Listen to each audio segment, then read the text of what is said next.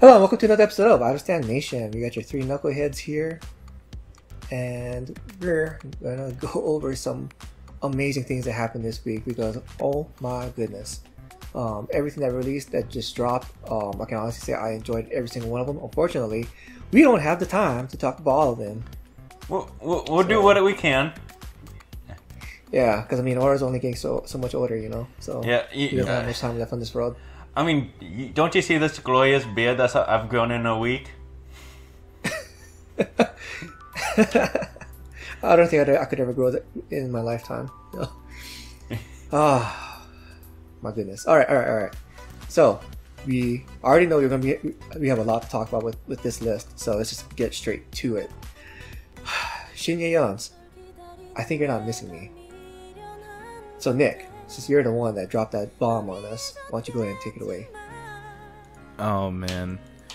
So from the opening scene, I mean, I was basically hooked because the story here and the people that are the actor that's here plays up the emotionality so well. Yeah. And it's like you're watching a K-drama compressed. Yeah, almost. A K-drama compressed? Yeah, compressed basically. To like a 4-minute format. And so,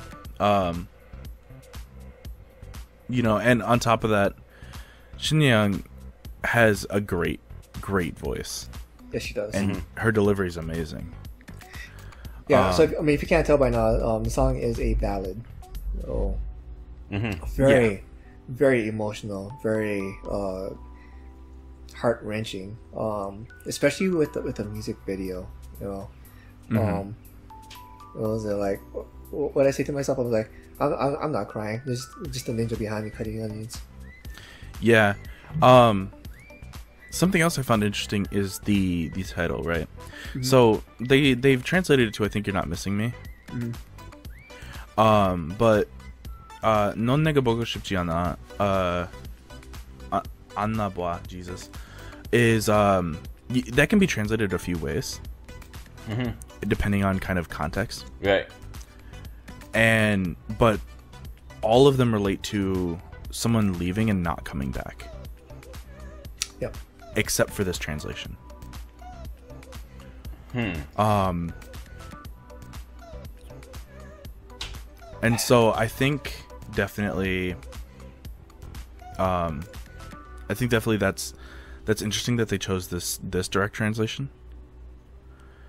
Yeah, because like it kind of works because when you see in the music video, it looks like they're at first it looks like he's not coming back. She's waiting for him. Right. So she gets tired. She gets done with waiting, and so she takes off. He gets back. She's not there. Right. And he's wondering when she's gonna come back. So they both kind of missed out on each other. Yeah, definitely. Yeah, and so it's like a missed I definitely found kind that of thing. Yeah, so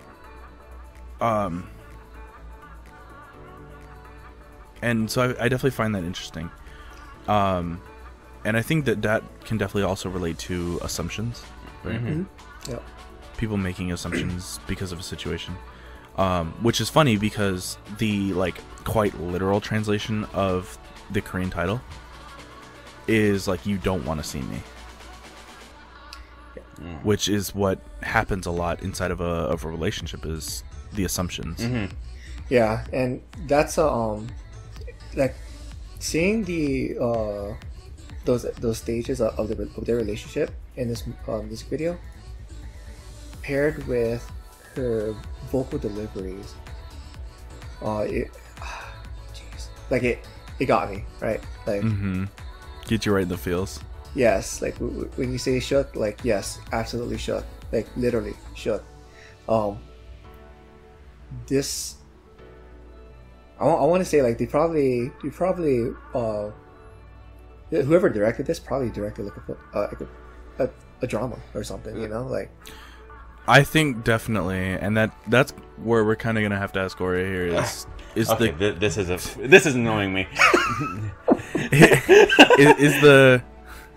is the camera work rather is there similarities between this and like how you would direct a film? Not really. So they take a lot of elements from like, at least, especially this is something I've seen in a lot of short films myself. Like, let's take something that has a very similar storyline, called Strangers Again by Wong Fu Productions. Mm-hmm. It's got this whole like story where the couple like starts out very loving towards each other, then they grow apart, mistimings and all that. The difference is that this one, they don't end up back together, at least from what I can tell. Who knows, there might be a part 2 later on down the line, I don't know. But it uses a lot of elements from a drama to tell a story, but because of how condensed a music video is, it takes more from the elements of a short film that you would see from like a really skilled independent filmmaker. Mm-hmm. I would say too, we have seen this style in like actual full production films and dramas. It's usually at the point where they use this type of camera work is when they're trying to kind of do like a montage scene, where there's no dialogue, and they're just trying to use the imagery on the screen. Yeah, it'd be a mid-season kind of thing. It'd be like a mid-season. They won't show it in the very beginning, or it's like when when the relationship starts to fall apart kind of thing for a K-drama. Right. Or like even in the film, like when they're trying to do like a flashback to something that happened in the character's past, but they don't have that time to tell that full story. They'll do that quick montage without dialogue, kind of show those pictures on the screen, and like, okay, you kind of get what's going on. Not really in this. I don't see it very often. In this it's style. More of those artsy type films. Yeah, it's more like those artsy types, like because you're not going to really see it in a. Well, sometimes you'll see it in like an action film. For example, Ajishi. It's kind of like the Korean. If you've seen that movie Taken, it's kind of like a Korean version of that. In that, there's various scenes laid out throughout where, because his past is very mysterious at the very beginning. You don't know who he is. Right. But as the film goes on, they kind of show these snippets of his background, and they kind of do it in a similar montage style, just like what we see in this film. So you don't typically see a full production shot entirely like this, because, like Aura said, it's really more for short films, short works. Yeah. Or even just like a short segment of a film, or a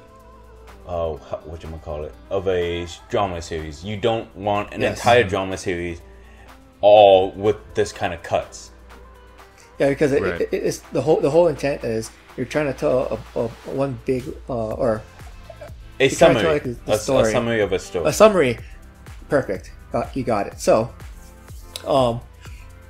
with the kind of rolling back to the song, why don't you kind of describe those instrumentals a bit for us as well, like, because I feel like the instrumentals was just a bit more complex, I would say, I guess. Yeah. Than what we hear from your usual ballad with simple pieces. So, originally it started out fairly simple, I guess. Mm-hmm. And that's what I remember thinking too, like, was from the very beginning, I was like, okay, it's ballad. 30 seconds in, I'm already like, I already know I'm gonna love it. Yep. But then I feel like there was that misdirection, kind of like what you're talking about, right? It starts off simple. So. Yeah, so I think a lot of that has to do with the fact that it was so simple for so long, and it was just, a simple piano, to lead the song forward. And I mean, by a minute 30, we still haven't had the actual drums. We haven't had the bass. Right. And so it gives the listener a false belief that it's just going to be a simple ballad song. Yeah, it's gonna be a simple, somber plain, song throughout the beginning. Yeah, you know, more reminiscence rather than hurt. Mm-hmm. Yeah, and you get that too from the music video. You do as well. Also, that is just when you're going through a breakup. That's just a normal thing. Reminiscence and hurt kind of go hand in hand. Right.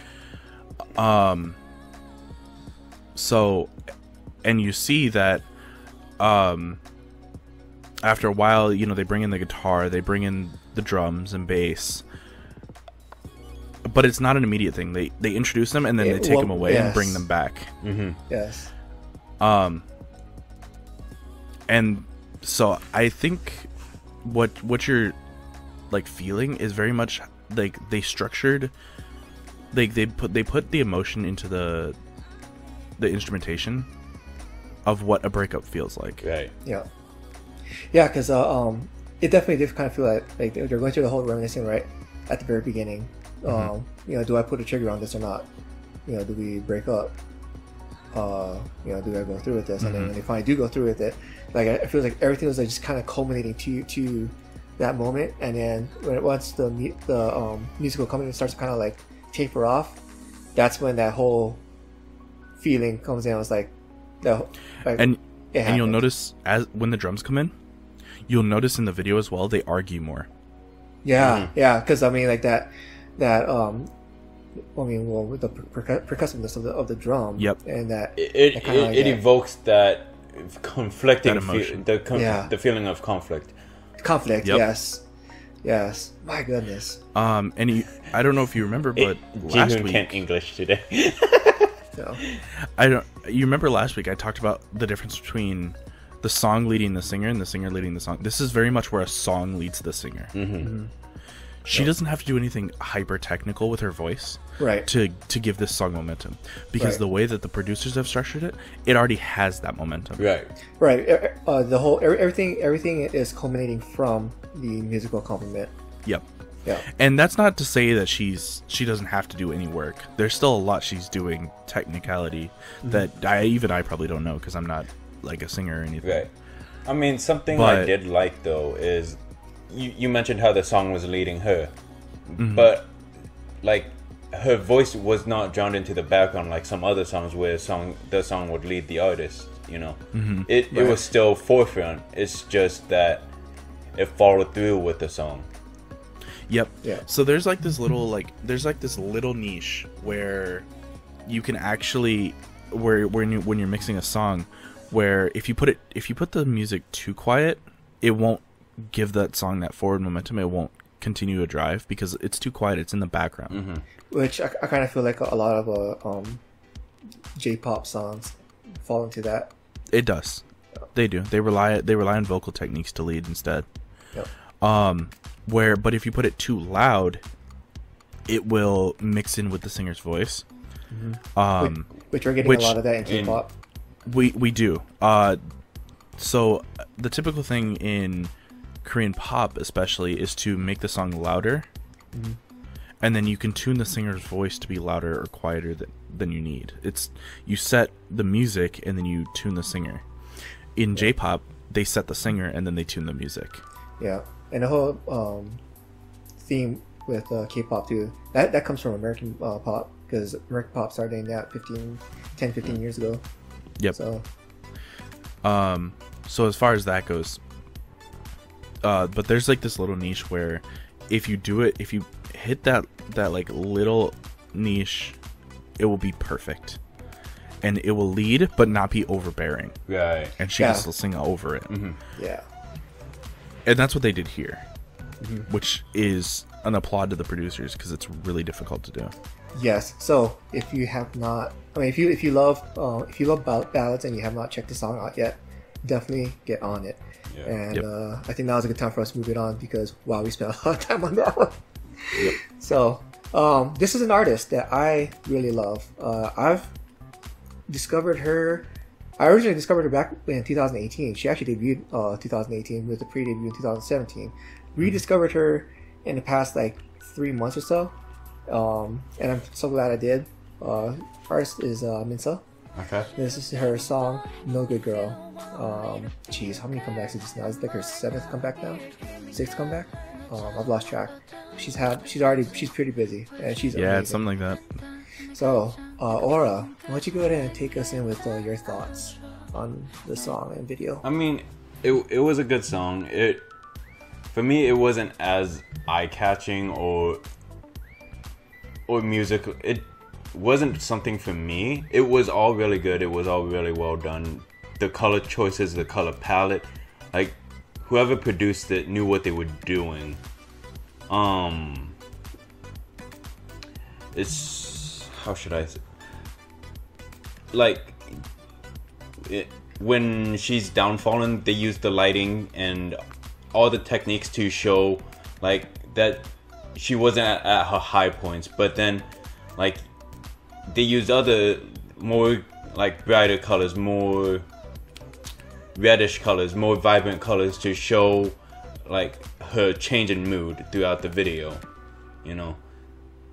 But other than that, I don't really have much to say about this, just because it wasn't something for me. I did like how they kind of did a kind of like a VHS older 90s style throughout the music video too, though. I feel like 90s styles is kind of making a comeback, because we've also seen a lot of that with one of the other comebacks is Oh My Girl's Nonstop, like especially with their apparel that they're wearing. I mean, that's very 90s themed. So. We'll talk about Oh My Girl a little bit later. Yeah. Oh yeah. Yeah, like that, but not even just Oh My Girl. Like we've been seeing this in a lot. So. We've talked about it in the last few episodes. Like 90s style this, 80s style that, 70s retro. Yeah. So Nick, your thoughts on the song? I definitely thought it was good. It is such a vibe. I heard you saying that. Yeah. This song is such a vibe. You know, like, and this song is great for like it would be great for a very chill environment. You know, for example, like a bar. Yes. You know, something along those lines. So realistically, the music isn't complex. It's straight R&B. Yep. The only thing that is any complex, and this is where R&B differentiates good R&B and bad R&B, is the drum track. This drum track is amazing. Whoever was producing this, like Aura said earlier, really knew what they were doing. Especially with the way the bass kind of melts into that drum track. It's so silky smooth. Yep, they definitely tuned the drum track correctly as well to match that bass. Yep. Because with Minseo, she never has a recycled theme with each comeback. She does something different every time. So she'll have like something that's more along the lines of like, you know, anime J-pop theme song. She'll do something along the lines of ragtime, like old school American ragtime, but modernized. So she has a very wide catalog of sounds that she uses, and that she's not afraid to use. Her voice, and as well as her kind of her onstage persona, it's for much of the same reason why I love BB, but not so much on the attitude, but more so in that kind of big presence, right? They did such a fantastic job with capturing her persona on camera. You know, I mean, from scene to scene, I always just found myself. It was weird because I found myself in awe throughout the whole music video. I was like, man, like this is Minseo. Like, you know, she's well, I guess she's already past that rookie stage now, but like she just feels like a long time veteran. Like she's got that on stage persona. I I own this video. I own this. You know, like, she's I love her. So. R&B was definitely, as you guys already know, I love R&B. Yeah. So I love R&B. I love jazz, funk, all of that. So this was definitely in it for me. I mean, so like this is the first song I've heard from her, so I don't know her other works. So I don't know her. I posted that one that's from a few weeks ago, or not a few weeks ago, from like 2 years ago, where I said like, hey, this is like really J-pop-ish, or like anime J-pop-ish. I don't think did I listen to it? I don't remember. It was after we had recorded a video, so. Yeah. I don't think it stuck out to me if I listened to it, because I honestly don't remember. No, I think you're in the middle of already starting on the editing. Okay. Yeah. So you weren't giving it its due attention. Well, when I go into editing mode, I'm like everything becomes second to what I'm doing. So. All right. So now that we kind of touched on BB as well, roll it into BB. Okay. Nick, take it away. Oh man, she is fearless in concepts. Fire, fear. She has no fear of getting banned by KBS. Let me tell you. Oh yeah, no, this is not gonna be on KBS. This is absolutely not on KBS. No. KBS has banned this 4 times over. Not really, but probably. They saw it on their list, and they're like, nope. Yeah, they saw like the first second, and they were like, mm. I mean, granted, even in the US, it would have to be on a late night showing.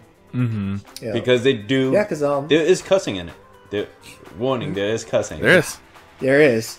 And so for this song, because should we actually announce the title by the way? I just did. Did we? Oops. Casino. Yes. Okay.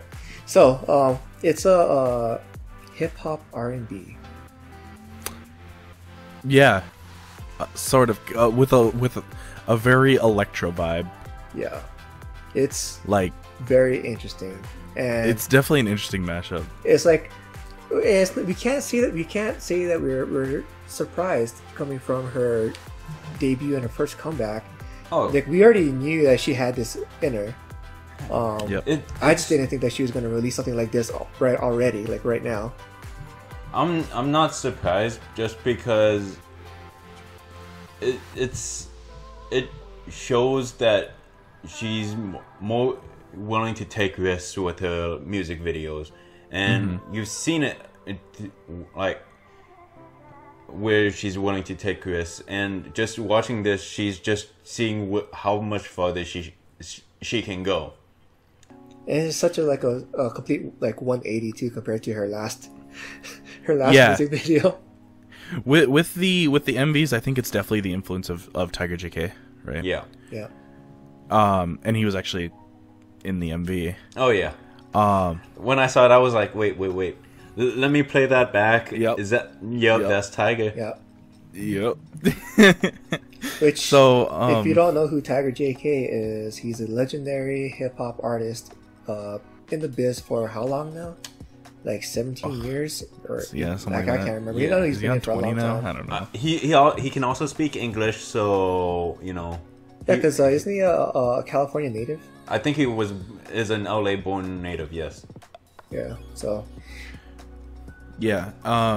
And so, like, it is insane to see like the concept switches, and I think a lot of that does come from Tiger JK. Yeah. But also, I mean, it for her to be able to go from, for example, Binu to this, is completely. It's not even close, right? Yeah. And I mean, last time we saw her was in freaking JYP's Fire. Yeah, she was in JYP's Fire. Yeah, she was there. And then before that was Nabi. Yeah, Nabi was her first comeback. Yeah. So, and it's insane how complex her music is almost becoming, right? Yeah, especially like because she had a comeback from earlier this year, and oh my god, I can't remember the title, but it was like a much more romantic vibe. Yeah, with the retro style to it. And I was like, wow, like she's doing all of this. Like she showed off so many different sides to her, and she's pulling it all off. She's killing it. and on top of that, she has major backers. Yeah. I mean, come on now. She already did a collab with JYP. Yeah, in her debut year, in her rookie year. In her rookie year. In her rookie year. Collabed with JYP. Like the man, the legend himself. Like, wow. There's no way to like top that, right? Yeah. So have a JYP, Tiger JK, and a BINU collab. And it's run this year she's gonna get JYP to collab on her song.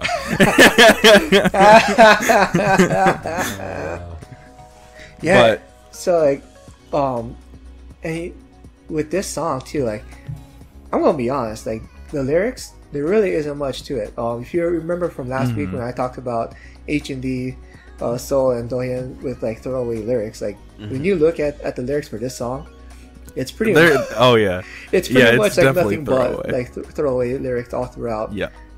Which, by the way, they're in English. Not all of them. Not all of them. Most of it. And it wasn't most. Well, it was a good like 30%. Where the song, what really makes the song though is her, again, just her sheer force of her personality. Her deliveries, man. The delivery throughout the video was really compelling too. This story of how it was basically the turmoil between the innocent and the bad girl side, you know? How, like, there's still the good girl being BB still there. It's just how destructive, like, the other side of the world can be, you know? Or in personality-wise, it's like the underground world, like with drugs, gambling, all that. Yeah, and how destructive that can be to the innocents. And that was such a fascinating story to delve into through the... Oh yeah, if you hear rain, it's raining pretty hard at my place. You can see that, and I still don't know all the lyrics, you know? But the delivery to tell that story in through the vocals is really impressive too. Yeah, like with the like through the storytelling of the music video and the storytelling of the lyrics, you kind of also see a little bit of an element of doing bad to do good. That's also kind of hinted to, like alluded to through this music video. There's just I don't know, like I don't know how else like we can hype you up, compel you to watch this music video if you have not already. Like again, if you love, especially if you love like hip hop and R&B, and some R&B infusion, and you like your vocalist, your female vocalist with some some feistiness to them, some fire, some fierceness, you get on this. She's amazing. It's very much female empowering too. Like 100%. I'm so glad like we've been following her since she debuted last year. Like watching her go through all this is amazing.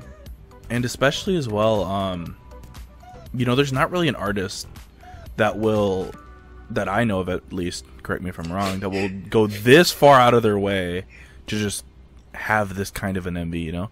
Yeah, I mean, especially since we know how much fire she can throw out on Instagram as well. Oh yeah, that's a different. I feel that's a different topic. Well, okay, so I feel like the artists in this company, because I think it's heavily influenced by Tiger JK and his personality. Because I can see him doing something like this. I think he's done something like this in a few of his songs. So I can definitely see Tiger JK doing something like this. along with his Yeah. wife Yoon Mi-rae. Oh yeah, and which she's been very active too. Like she was, I think she was active even before Tiger JK. Yeah. Mhm. So like that's a power couple right there in the industry. Oh yeah. And I would say too, like another thing about BB, I don't think like because we see this a lot, right? With in particular with like idol groups, kind of, for lack of a better way to explain it, a manufactured personality. Like this is the image. This is going to be your stage image. This is the concept that you're gonna project. Yeah, I mean, it's just like you know, Twitch streamers or anything like that. You know, they all have a projected personality. Yeah, but with BB, this is, I feel like what we see on screen is what you know BB is. I mean, I wouldn't say that for sure, just because we really don't know BB in person.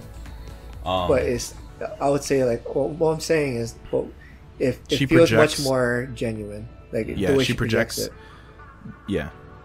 So, especially like again, going back to if you've ever seen her comments that she's throwing back to commenters, it's amazing. She's fire. I love it. So, are we moving on to this next one? Something else that is bad. Yes. Oh, Aura dropping it in. And Yes. Nick has that confused face on his. No, I heard. I'm just ignoring it. Can we move on? So, this is an artist who's been in the game for a long time. 2010, you said, right? So 10 years. Yeah. Debuted in a group in 2010. Went solo 2012. Okay. Yeah, so she's been active for a long time. Artist name Ben, with the song, the music video, Bad. Also featuring Luna's Heejin in the music video. Oh really? Yep. My that Luna was featured. bias. Yes, she was amazing. So, Nick, take it away. Oh man. Okay. Well, first off, if you don't know, I might not have ever explained it, but my first ever instrument that I learned and I started learning on that really got me emotionally invested into music was the cello. And the cello solo at the beginning really just like brought it back, you know. Oh my Like- goodness! Yeah, because like, did you hear me too? Like, what was it 6 seconds into the song? I'm already loving it. Yep. I knew the second the cello came on, I was like, yeah, this is the song that's gonna be like my number one in my heart. But like that cello solo like really got me because I could tell instantly that it was a real cello. It's not like a synthesized, because with a cello, doing a synthesized vibrato is usually very consistent vibrato. This is just isn't, which means it's a played cello. Especially with a piano backing, you know, it really set the tone, and especially in the key that they chose. So, and when Ben started singing, it created this like atmosphere, you know. Which by the way, this song is another ballad, but it's not just another ballad. No. I don't know any other ballads at the moment that start off with cello solos. So let me put into context how much these two love it. Okay, the moment while we were waiting on Jihoon, the moment Nick and I started the call while waiting on Jihoon, the amount of love Nick gave towards this song and Bro. like was overjoyous. It was hilarious. And then Jihoon, who hadn't heard it yet, comes in a little bit later. We saw his reaction. We probably should have just recorded his reaction the entire time. He's like, "Oh yeah, oh man," and he was just grooving to it. Yep. From 6 seconds in, I was already down. Like I made sure to look down at the timer, and it was like 6 seconds. Yep. So Nice. amazing. But this song, it has, because he says she debuted for 2010.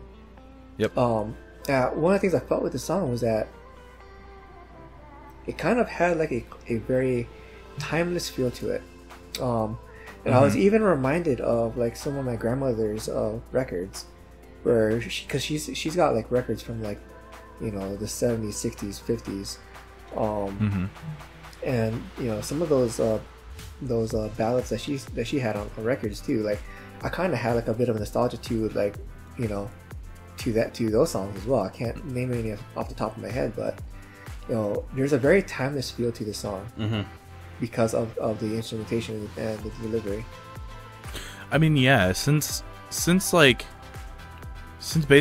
were invented, you know, piano, violin, cello, you know, orchestra pieces have never gone out of style. You know, they've been here. You know, while classical is not like the dominant thing anymore, there's still a ton of people that listen to it, and still still a ton of songs today that use cello, violin, piano. You know, or lifting entire classical pieces as part of the song. Yeah, I mean, we had a song, "Hands Up," right? Yes, literally used for Elise as its backing. Right. So, for as far as that goes, I think that's definitely what gives you the timeless feel, is the fact that it's so acoustic, it's so open. I love it, which I love all of that. Yeah. On top of that, I feel like the tone that they created is very interesting as well, you know? Yeah. The song in itself feels it feels open, it feels pure, but it feels like almost like there's something wrong without there actually being anything wrong on the surface, right? So It sounds great. You know, it's written perfectly, but there's tension in the music. And we've talked about tension before. And I think that's definitely where the song title especially comes in. Yeah. It feels like something inside of the music's gone, well, bad. Another thing that kind of helps he meant every timeless. Another thing that kind of helps with that timeless feel too is with the music video itself, there's kind of like this that golden overlay, right, from the lighting, the way the light kind of blooms off of her face, or over the or like the soft hues. Like it does kind of give it like that golden time feel, old time feel as well. Yeah. So it really was a good song. Aura, what was the I don't know, what was your takeaways from the music video itself? It was. This wasn't a song for me. That's my biggest takeaway. Again, like if it's a emotionally delivered song, Aura doesn't care. Yeah, very much so. Typical. I mean, it was good. I could see where you guys would like it. I definitely was like, when I was listening to it, I was like, oh, no doubt, Nick and Jihoon are gonna love this. They're going to love this. Just not me. It had a lot of emotions.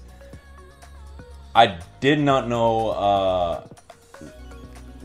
a Luna member was a part of this. So I'm gonna be right away. I'm gonna be attacked. Orbits are coming for your head as we speak. Yeah. It was good. The lighting was really well done. The choice of camera work was well done. It wasn't like shaky. It didn't have any unnecessary movements. The camera work flowed really well. And then the people who made the stage, who created all the props, put it all together, did really well. Yeah. But none of it moved me. No. I'm gonna be honest to you, man. Like, if it wasn't for the fact that it was Heejin, I probably would have stopped paying attention to the music video itself and just been listening to the music the entire time. So. Yeah, I mean, Heejin did a great job. Yeah, she did. She's fantastic. So yeah, I'm gonna be murdered later. So Oh, absolutely. Yeah. If the orbits don't get to you, we will. So. Oh, yeah. So. Well, okay. Yeah. Well, Nick already has a bounty on my head, anyways. That is very true. So that part's not changing. All right. So, speaking of changing, should we change it up to this next one? Yeah. You already know. Another long time awaited comeback for at least me and Nick, Suvi, with Make a Move. Yep. So if you don't remember who Suvi is, because it's been a minute. Yeah. She came back was it October last year? No, I think It's been a minute. Also, it was longer than that. I feel like it was probably. Was it longer than that? It was July. I don't know. Maybe like around May. She came back last summer. Sometime last summer, and came back or debuted, whatever. We don't really have much information on her yet. Yeah. With Chained Up in Diamonds, I love which that is song. an amazing song. Regardless, this is a comeback. Mm-hmm. So, unlike Chained Up in Diamonds, this song was is really fun. more This song was like fun. hip hop. Again, like another hip hop and R&B style infusion again. Mm-hmm. Mm-hmm. Which I was not expecting, but at the same time, like, with because Nick and I are familiar with Subi's other works that she's released on her SoundCloud, this is definitely within her style. Yeah, it's not out of the realm of possibility for her to release this. It's within her realm of style, because you kind of see a bit of this style actually in her SoundCloud music. So yep. I definitely liked how she still maintained the like kind of low-key feel while actually having a more complex sound, because if you remember, Chained Up in Diamonds was basically just a synth piano, and it was, don't get me wrong, it was a very good synth piano, and also with the way her vocals too, because like her vocals are kind of smoky but smooth. Yep. Something that I was thinking when I first listened to this is I would like to see this song, but with BB on it. You took the words out of my mouth. I was like, I want to see a BB and Suvi collab.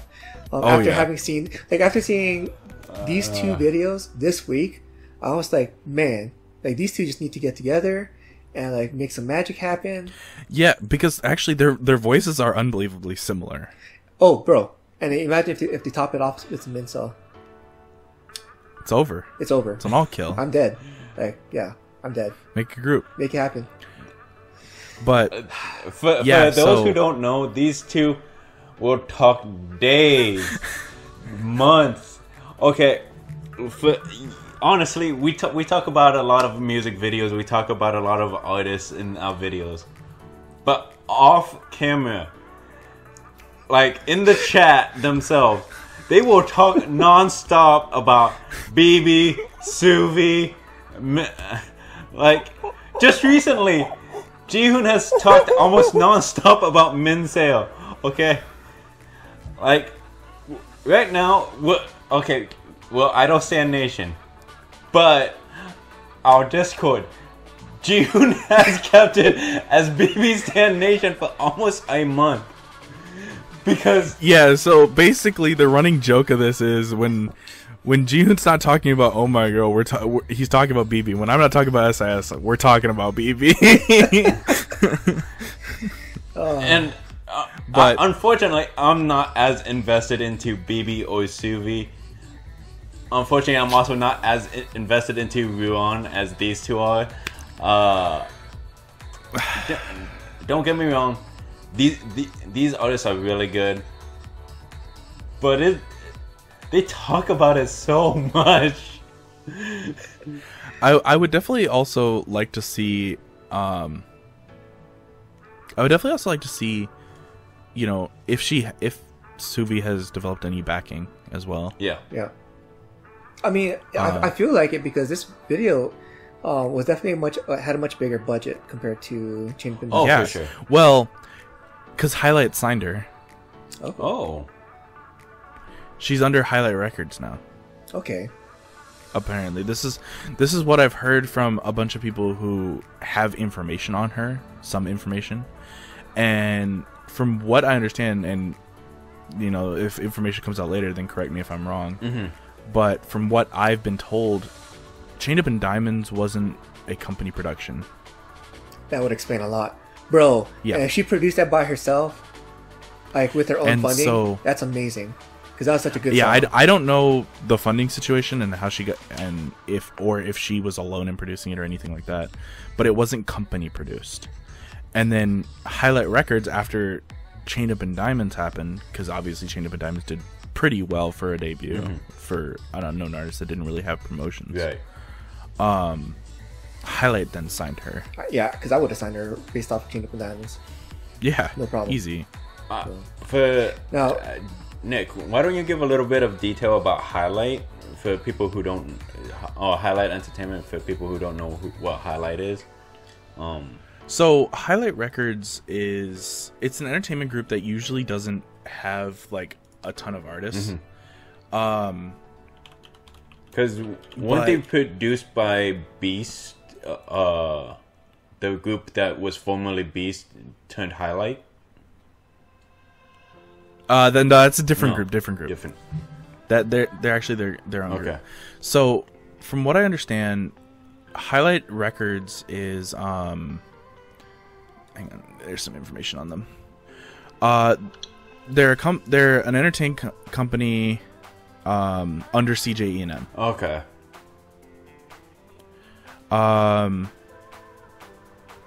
Basically they provide label assistance and funding, you know, stuff like that. Usually they don't sign artists.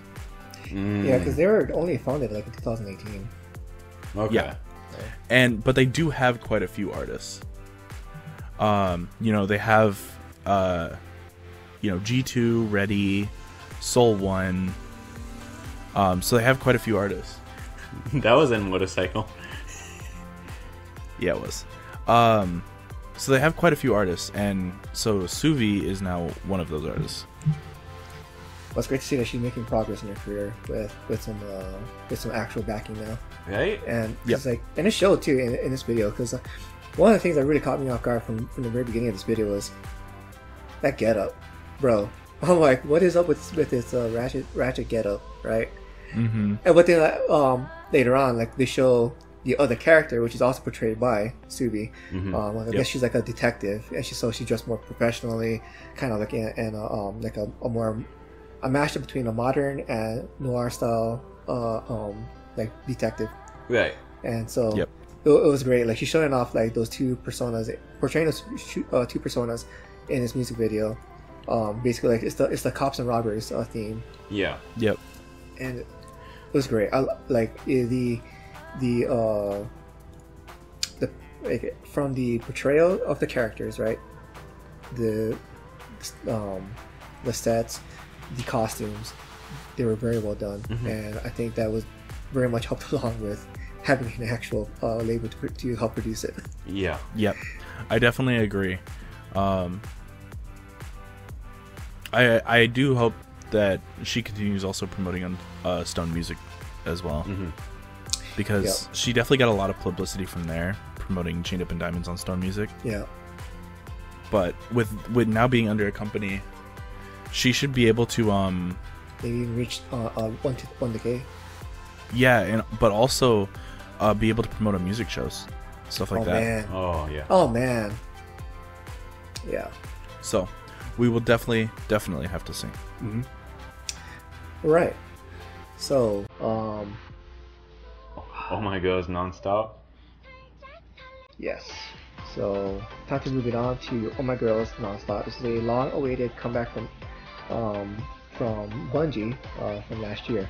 So, just to kind of preface things a bit, one of the comments I had seen elsewhere was the commenter said like they were annoyed by, they didn't like Oh My Girls' previous stuff. Like they thought their songs were annoying, and probably thinking of like, you know, the stuff like Bungie, where it's more fun, cute, upbeat, or maybe even like stuff like Secret Garden or Closer, where it's more enchanting, magical, fairy-like, ethereal. So there's people who don't like the concepts. Right. But that commenter did say that with this song, this is actually a song that they like, that they actually like, really enjoyed. Yeah. So for those of you who are never on board with Oh My Girl, this would be a song worth checking out for yourself. For the longtime fans, the Miracles, as the fandom name is called, you don't have to worry about this being so unfamiliar to you. We've already heard. Bless you. We've already heard a similar sound from Oh My Girl from their previous album, Bungie, Tropical Love. And even in previous albums, they've had similar feel, maybe less trap-like, but same kind of overall feel and imagery. So that out of the way, go ahead, Aura. So, okay, let me add on a little bit. With this music video, it definitely feels like it has the influence from when they were on Queendom. Because the previous music videos didn't have this kind of feel. But I mean, it carries the same visual style as Bungie, and what was established from which also kind of carried on from Remember Me from 2018. So as far as like the overall like the imagery and the image style, there is precedent there. Okay. So, but you also got to remember too, Aura didn't really start getting into Oh My Girl till last year. So it wasn't even fully last year. It was like more recently. October. When Queendom like last happened. year, October. Yeah, but that's not a full year. We still got like 5 more months before it's a full year. Yeah. So we have because like going back to those other previous comments I mentioned before too. Remember Me was kind of also like the start of a third kind of concept where it's more chic but still fun and kind of cute. Yeah. Cutesy, which we definitely see a lot more of that here with Nonstop, where it's much more on the chic realm. So, again, like, with their attire and their imagery and the portrayal. I mean, with this portrayal, it very much feels like so going from, I'm just gonna start with the actual music video part. Just watching this, it's a bit more mature, but not so like stereotypical. It's not stereotypical. It's like it still has that fun exactly side to them. It's that young maturity. It almost feels like that feeling where you're on top of the world when you're in love, kind of thing, where you kind of feel like which is actually what the Korean title kind of alludes to, because like Sajak Solasal, it kind of there's no real English word equivalent for all that, but it kind of so they just picked Nonstop just for the heck of it. Well, it's because it's a nonstop feeling of that or nonstop feeling of that feeling, where it's like it's one of those words that just doesn't translate well. Yeah, because it kind of means like when your heart kind of flutters a bit, right? Pretty much. And if you notice too, throughout the song, they say that very like constantly throughout the whole song. So that's where the nonstop part comes in, because they're talking about how it's just a nonstop feeling of just your heart fluttering. Yeah. But it's not like, again, it still doesn't fully translate, because it's not like that. It's not like a heart flutter. Yeah, it's like it's kind of like, whoa, like my heart just fluttered a bit. Yeah, it's kind of more like that. So it's that kind of that euphoric feeling where you're in love, you feel like you're at the height of a relationship, which is understandably so when they use like the color pink, but then they also, the type of costumes they use, they were very either like chic, they were very like strong, or like with the whole cowboy outfits or cowgirl outfits, where it's kind of that romance, that romantic feel of the Wild West, and what it portrays, that strength, that all of that, or even looking like the rich girl, like you feel like you're rich, you feel like you're a princess. You feel like you're a queen. When you're at the euphoric part of love, when you're in that euphoric part of a relationship. Even what? Okay. Even with that, like, and then seeing your partner as a big, lovable teddy bear. Which that was awesome. I love that. Yep. There were so many people commenting. I'm so jealous of that teddy bear. So, what do you think of the song itself? It was good. It was fun. I liked it. Which is kind of a that's kind of like Oh My Girl's thing is if you're not having fun, then you're being enchanted. Right. And they do such a fantastic job of that. Nick, what are your thoughts? Well, it's definitely very summer bop inspired. I mean, because the tropical trap, I guess. Right. This. Yeah, basically the tropical house kind of influence that's there. I liked it. You know, as I've been getting into Oh My Girl recently, and only really just started. I mean, I know like members' names, and I've watched like the variety shows that they've been on and stuff like that. Which they're awesome. So, that's all good. I mean, I really like the song. I like it a lot better than like their previous releases. More vehicles outside of Nick's place. I like it a lot better than their previous releases, which is great because I'm getting kind of like into like their whole career and stuff like that. So it's great to like bring me in. I got bias wrecked. Feels good, man. Oh yeah, who's it this time? Mimi. Mimi, okay. Yay! Who was it before? Before it was Sungi. Yeah. So, with the whole bias wreck thing, right? I feel like that's kind of what the focus of this comeback was, because Mimi is not as popular in Korea, and is not as well basically in the eastern side of things. In the West, she's a bit more popular. Still not the most popular, but she's actually fairly up there. This comeback I felt like was a lot more focused on Mimi because she had a much larger line distribution and she featured much more prominently in the music video. On top of that, her visual aesthetics with her hair, she was allowed to stand out even more. Oh yeah, right. Oh yeah. And oh my goodness, that dress that she was wearing on one of their stage performances, I'm just like, oh my goodness, like, Hyojung is like she's the oldest, but like somehow she looked like she regressed in age where she's like 12 years old again.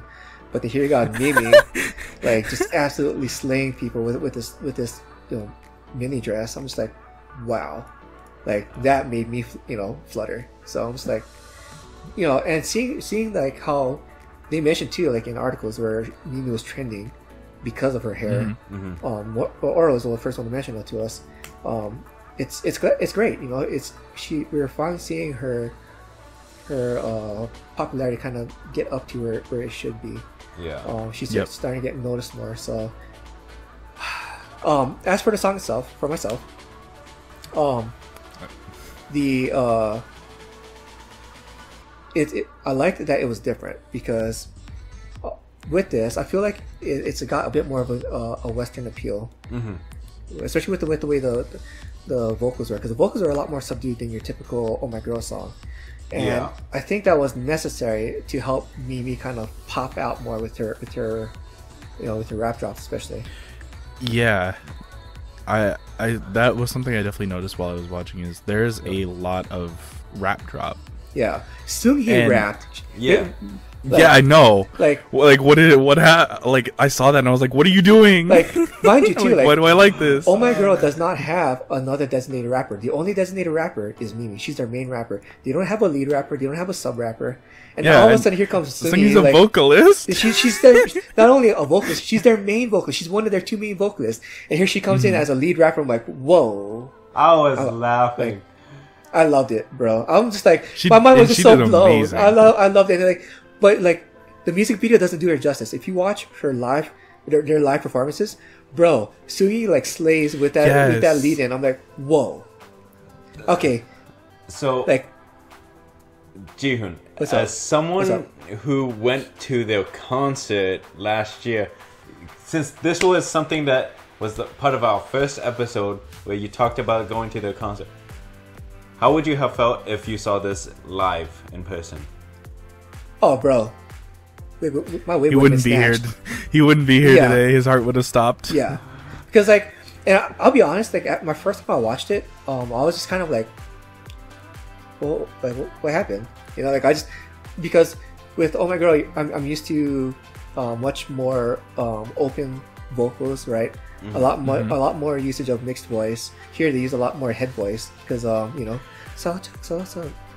yeah, it's just like I never should have done that because like when I switch languages, my brain freezes. So when they have those parts, right, it's usually in a much more lower subdued head voice, right, versus their usual much more projecting, right. But this is a much more low-key song, especially with the instrumentation too. Instrumentation is usually a lot more dynamic. Also, it's obviously working, right? Oh yeah, this is looking to be the first breakout song of 2020. Yeah, because I mean, it's been out for 5 days, and it's got almost 20 million views. Yeah. Oh yeah, yeah.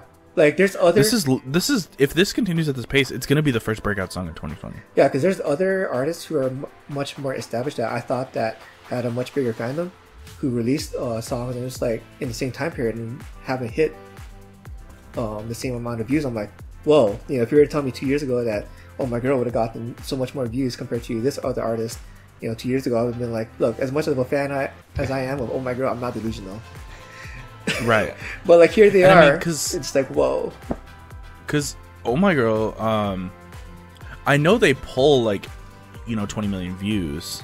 I think fifth season pulled like 23 million or something like that. But they never pull it this quickly, right? No. I mean, like, so this is definitely looking to be a breakout song if it continues. Which, you know, they're doing a really good job capitalizing on, because they, when they had their US tour last year, at the start of last year, they gained a huge amount of fandom. Like their fandom like grew a lot. Because like I'll use again Windy Day as a benchmark. 2016 is when that video came out. In 2018, that video had like 4.5 million views.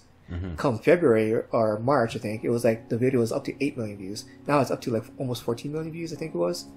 Okay. So, even, like people like their fandom is growing. They're going through their back catalog, discovering this group.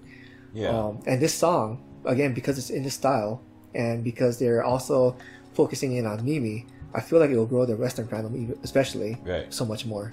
Like, if you haven't seen Mimi's like teaser photo, she looked absolutely stunning in the photo.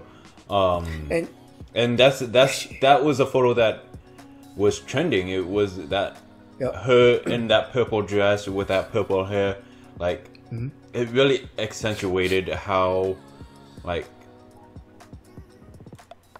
she can draw you in. And that's something that I think that they really played into for this music video too, from what you said earlier. And that's the one thing I noticed too, because not just Mimi as well, like Sungi, she had that pink hair, dyed hair. So the two members who are not as popular are the ones who have the hair colors that stand out more. Right. Whereas everyone else retained their usual hair color, or at least the hair color they've had before. Yeah, I mean, don't get me wrong. Yuo looked absolutely stunning as when she was in center. Like, something I noticed is that when Yuo's center in every shot, she is center. You pay attention to her when she comes into shot. Yeah, there's a reason why. Like, she is the designated center, and she's the face of the group. Right. And she is the most popular member amongst the group. Like, she basically has like 1/3 of their popularity. She has a lot of charisma. She definitely has a lot of charisma. But she's also very talented too. Oh yeah. She's their main dancer. She's their lead vocalist.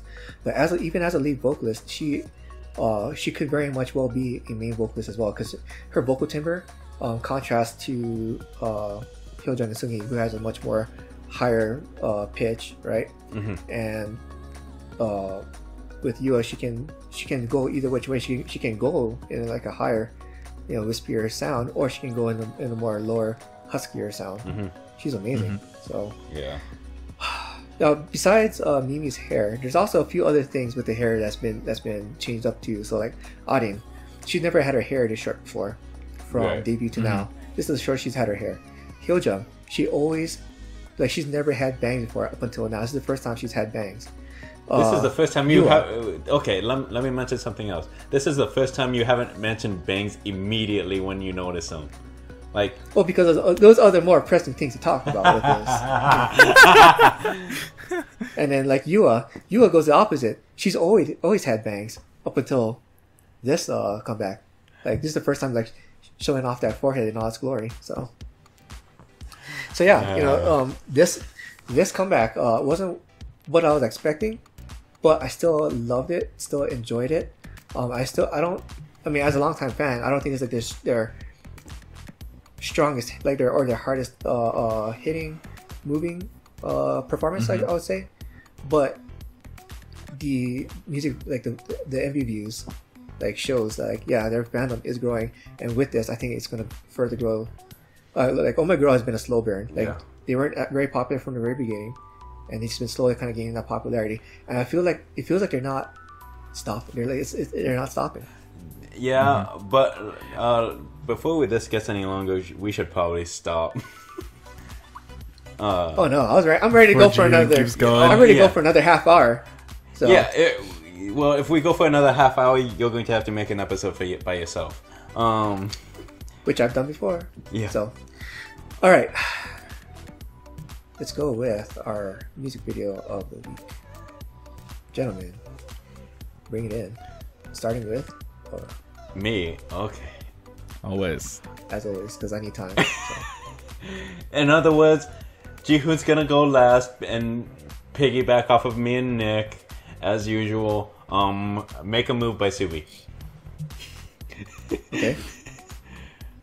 Mine. I mean, I chose it from the moment I heard it. It's Ben's Bad. All right. I still haven't decided. That. Because I knew Nick was going to pick Ben's Bad before this episode started. So good, dude. Whenever I come into a call and I'm just talking about an MV, you just know, like. Because even right now, I'm still I'm still in the process of like eliminating songs off, and I'm down. I'm down to like. How are you gonna choose between Minseo, BB, and Oh My Girl?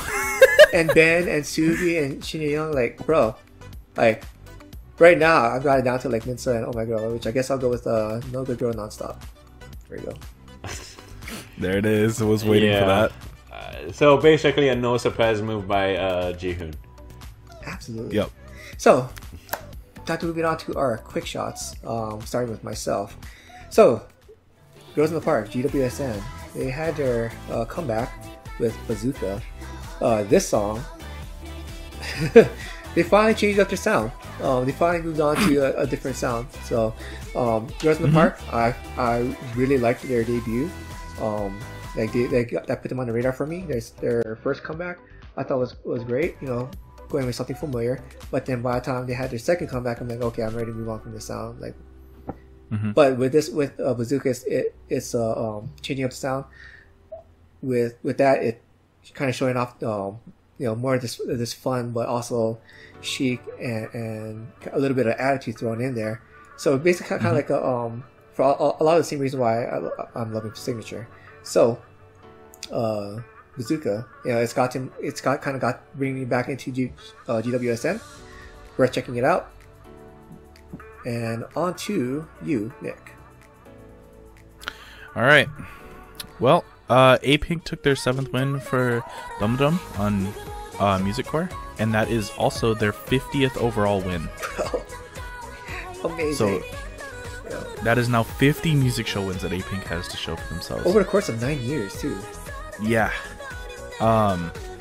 Dundrum was up against MC the Max's Bloom and Paul Kim's But I'll Miss You. Paul Kim came in third with 6,232 points, and MC the Max came in second place with 6,600 points. And A-Pink took home the win with a total of 10,147 points. That is such a huge accomplishment. That is a huge margin. A-Pink also then went to Instagram to celebrate their win.